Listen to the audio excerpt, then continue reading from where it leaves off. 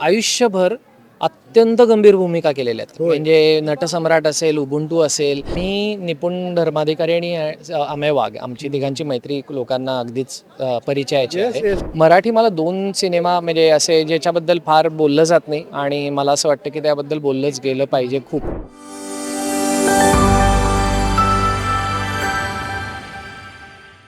नमस्कार, मी नितीन मोरे. लेट्सअप मराठीमध्ये तुमच्या सगळ्यांचं स्वागत करतो आहे. झी चित्रगौरव पुरस्कार 2025 वर्ष पूर्ण होतात आहेत या अवॉर्ड सोहळ्याला. याच अवॉर्ड सोहळ्यामध्ये ना खूप सुंदर चित्रपट आपल्या भेटीला येतात, खूप सुंदर कथा आपल्या भेटीला येतात आणि या सगळ्या वर्दळीमध्ये एक गोड चित्रपट आपल्या भेटीला आला, नाचगं घुम. आणि त्याच नाचगं घुममधील एक गोड अभिनेता माझ्यासोबत आहे, सारंग साठे माझ्यासोबत आहे.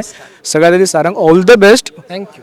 खूप सुंदर असं नामांकन आहे विनोदी अभिनेत्याचं. कारण का ना, मला तर असं वाटतं की अभिनेता वगैरे मिळणं खूप मोठी गोष्ट असते, पण विनोदी अभिनेता साकारणं तेवढंच अवघड असतं. कारण का तेवढंच ती रिस्क सुद्धा असते. किती ब्लेस्ड वाटतं की चला बाबा, फक्त मलाच नाही तर माझ्यासोबत संपूर्ण टीमला खूप सुंदर अशा नॉमिनेशन्स आहेत.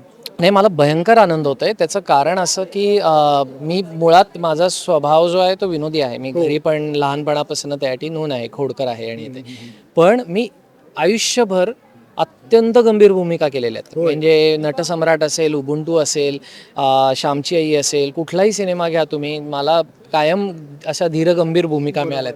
ते असं सत्याच्या शोधात बाहेर पडलेला तरुण मुलगा, असं ते एक माझं लेबल लागलं होतं आणि ते परेशनी पुसलं आणि मला जे करायला आवडतं स्क्रीनवर ते करायला दिलं. त्यामुळे मी त्याचा खूप आभारी आणि झीचा खूप आभारी आहे की त्यांनी म्हणजे ह्या गोष्टीची पोचपावती माझ्यापर्यंत. बरोबर. बरं, तर ना मी जेवढे पण मला कलाकार मिळाले तेवढ्या सगळ्या कलाकारांसोबत मी हेच बोलतोय की अल्फा गौरव जेव्हा होतं ना तेव्हापासून मी बघत आलोय. अल्फाचं नाव नंतर चेंज झालं, झी गौरव आलं. सारंग साठे या अभिनेत्यापासून प्रेक्षक म्हणून कोणत्या नॉस्टॅल्जिया आठवणी आहेत का, की अरे आम्ही सुद्धा तेव्हापासून बघायचो होता? सगळ्यात महत्त्वाची आठवण तू आत्ता अल्फा गौरवची घेतली तेच आहे. कारण मी निपुण धर्माधिकारी आणि अमेय वाघ, आमची तिघांची मैत्री लोकांना अगदीच परिचयाची आहे. आणि आम्ही तिघं त्याच करंडकामध्ये भेटलो आहोत. आमचं पहिलं नाटक त्याच करंडकात होतं. आमचा पहिला जो अल्फाचा किंवा झीचा सोहळा आपण म्हणतो तोही एकत्रच आम्ही साजरा केलेला आहे आणि एकत्रच इथे आलो होतो. आम्हाला तेव्हा अवॉर्ड नाही मिळालं, पण आम्हाला तृतीय क्रमांक मिळाला आणि आमचं जे नाटक आहे ते टीव्हीवर दाखवण्यात आलं.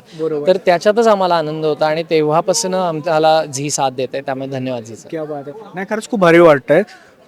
चित्रपट तर खूप सुंदर आहेच, पण त्यातल्या त्यात नाचगं घुमा तर आपल्यासाठी जवळच आहेच, पण सारंग साठे या अभिनेत्याला आणि पुन्हा एका प्रेक्षकाला ह्याच्या आधी कोणता खूप सुंदर असे चित्रपट आहे तुला जवळचा वाटायला कोणतं की अरे भाई कुछ तो बात है इस मूवी में?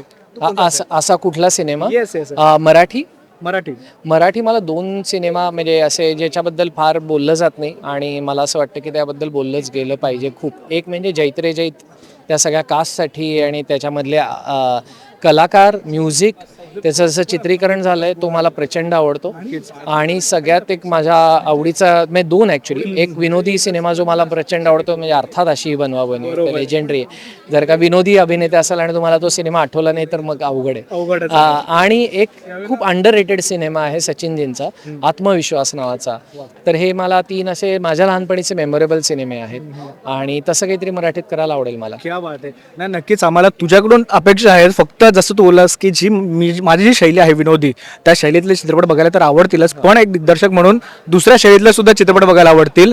नवीन काही प्लॅन सुरू आहे की सध्या गुलदस्त्यातच आहे सगळं? 2025 मध्ये आम्ही सिनेमा बनवू एवढं नक्की आहे. सुरुवात करू शूटिंग करायला. ते रिलीज कधी होईल ते आता सगळं दैवात आहे, पण ह्या वर्षी आम्ही सिनेमाचे शूटिंग चालू करू. नाही, खरंच खूप भारी वाटतं. तुर्तास इथे थांबतो. सोहळा सुरू होणार आहे. तुझ्यासोबत तुझ्या संपूर्ण नाचगं घुमाच्या टीमला ऑल द व्हेरी बेस्ट. जो होगा वो देखा जाएगा, पर भाई एंजॉय करेंगे. Thank you so much. थँक्यू.